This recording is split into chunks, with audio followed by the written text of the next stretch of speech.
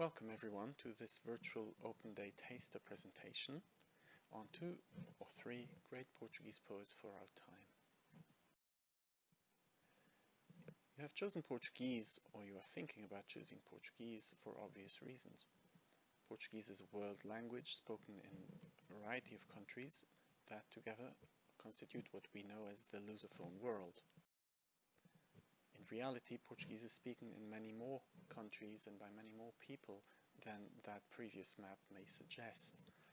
Portuguese is now estimated to be spoken by about 240 to 250 million people all across the world, including countries such as the United States, with sizable communities of migrants or with migrant background from Portugal, the Azores, Brazil, Cape Verde, and African Lusophone countries. If you're thinking about studying Portuguese at UCL, you will be glad to hear that we have a dedicated core team of specialists in Portuguese culture, language, literature. Dr. Ana Cláudia Suriani da Silva is a specialist in Brazilian literature of the 19th and 20th century. Dr. Joana Rita Ramalho is a film studies specialist who has set up the Portuguese language provision initially. Roosevelt de Paula is a Brazilian colleague specializing in language teaching. And myself, Zoltan Biedermann, I am a historian of the Portuguese Empire primarily, but I teach all periods from medieval to the 21st century, covering literature, history, film, poetry, and a number of other aspects.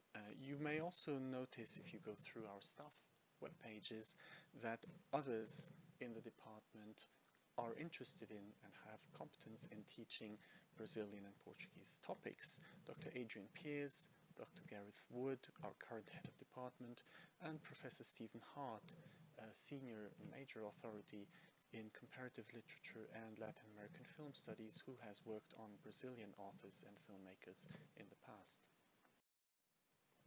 I wish to emphasize that at UCL we cover the geographical width of Lusophone cultures as much as possible.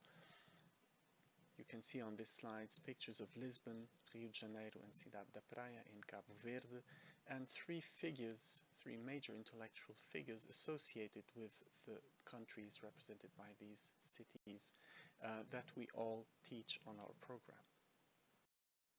I also would like to emphasize that we cover many different areas, themes, if you wish, of Lusophone culture. This includes literature, of course, which sits at the heart of our provision, but also historical themes, art, politics, film, gender studies, and a number of other things. We in fact encourage you to explore and to try to come up with your own interests and to pursue those, especially in our final year courses, where you have a whole array of possibilities for individual research driven by your own interest, or for a more closely guided program of studies on our final year courses. Now, for this taster today, I wish to introduce you to two, or as I mentioned already, perhaps 3 major poets of the Portuguese language in the 20th century.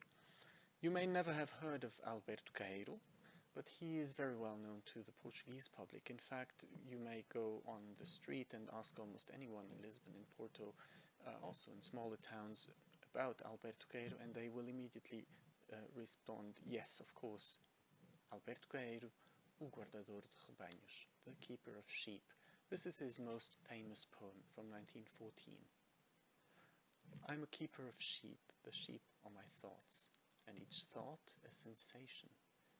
I think with my eyes and my ears, and with my hand and feet, and with my nose and mouth. To think a flower is to see and smell it, and to eat a fruit is to know its meaning. That is why on a hot day, when I enjoy it so much I feel sad, and I lie down in the grass and close my warm eyes, then I feel my whole body lying down in reality. I know the truth, and I am happy. This is a poem that clearly, on the surface of it at least, stands in a long tradition of Western poetry that we call bucolic poetry.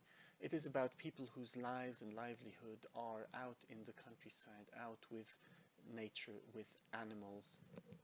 A kind of people, pastores, keepers of sheep, shepherds, who, whilst doing their work, are able to develop a communion with nature, with the things of nature out there.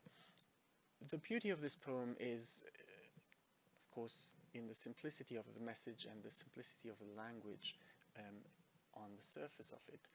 We are in the company of someone who speaks to us in an almost childishly simple tone to convey some apparently very simple thoughts about, well, about the need to abandon all thoughts. What this poem encourages us to do is to see nature, to hear nature, to touch nature. And we could perhaps replace the word nature by the word world, just in and by itself, by doing exactly these things without mediating them through our thoughts and through that thing we all use in everyday life, which is language. So in a sense, this is a poem that is written to contest the very basis upon which poetry exists. It seems to be telling us that ideally humans would be best served by engaging with nature only through their senses and not through their intellect. Hence that wonderful final moment where the poet, the shepherd, lies down on the ground and feels to be at one with nature, with the world. Now obviously this is a kind of poetry that would not be written by a shepherd at all, but by someone living in the city, and someone who in the 19-teens, this poem was written in 1914, would be grappling, would be confronted with the vagaries of modern life in the city. It is the kind of escapism that some of us will feel attracted to even today. The idea that somehow far from the city, far from modern life, humankind can find again its happiness by becoming one with nature.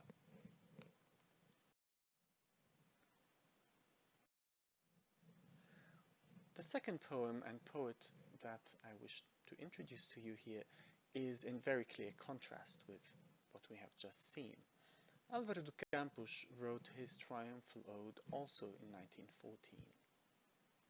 O wheels, O gears, eternal bridled convulsiveness of raging mechanisms, raging in me and outside me, through all my dissected nerves, through all the papillae of everything I feel with, and so on and so on.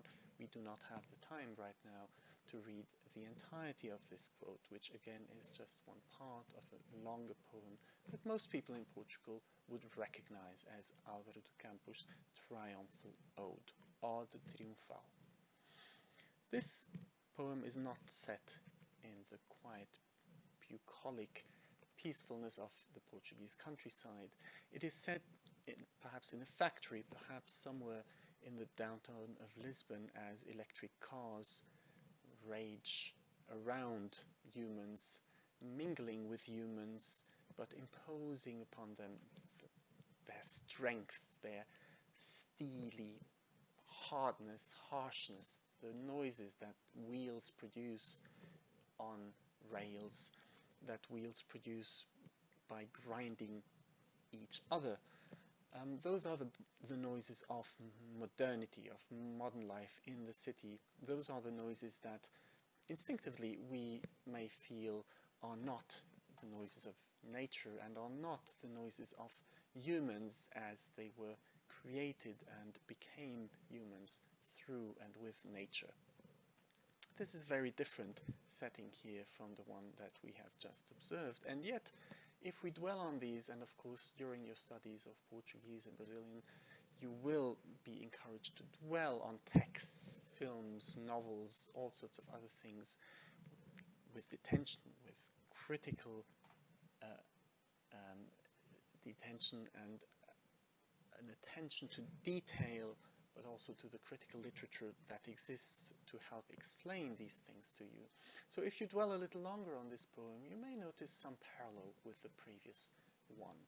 I wish to encourage you to think about those, and when we meet, so to say, in person, we will briefly address those contrasts, but also the parallels between these poems. Because in this poem, as in the previous one, we have a person apparently celebrating its communion with something out there.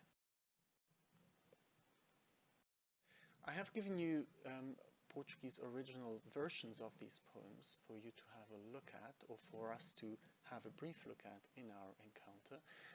We at UCL wish to bring you up to a level where you can read all these poems in the original by the middle or end of year 2, and certainly work with them in the original in year 4 after spending a year abroad, some of which will be in Portugal or Brazil.